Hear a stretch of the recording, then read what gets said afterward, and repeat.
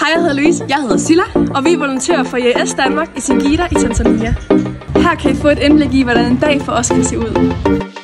Nu er vi ankommet til Montondoro, som er en lille landsby, hvor vi simpelthen besøger en skole her, secondary school, og nu skal vi lige ind og underskrive, inden vi sådan rigtig kan gå i gang.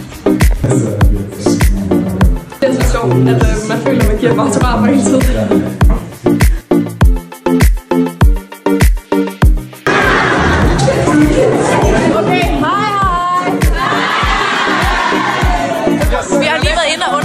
Den her klasse, der står bag mig, og det har været totalt en oplevelse. De er super søde og venlige, og nu skal vi lige tage et lille billede med dem. Vi er nu ankommet til en landsby, hvor en familie vil vise os rundt, hvorhen de bor. Så kom I bare med. Jo,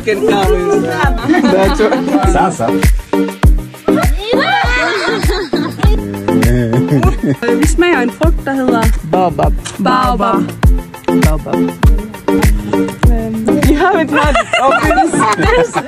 Det var mega specielt at se, hvordan de bor og hvordan de lever. Men de er sindssygt seje, og det er en sindssygt fed mulighed, vi fik. Så er der frokost, og når vi ikke magter mere ris, så er det godt lige at kunne få noget pizza. Ja. Så det er der, vi er nu. Så bare roligt. Hver tirsdag er vi med til ungdomsmøde her i kirken. Kom med ind og se, hvad vi laver. Okay. Oh, you got it!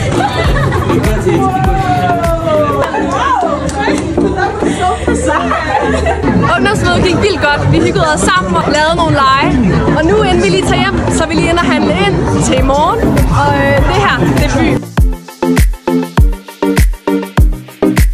Nu er vi kommet hjem, og når vi kommer hjem her om eftermiddagen, så kan vi godt lige at være ude og gå en tur her i vores område.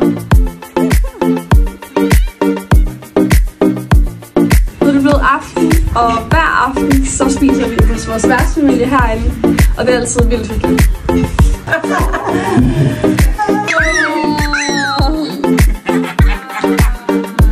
Sådan her kan en dag som volontør for IAS Danmark her i Singida se ud. Tak fordi I så med.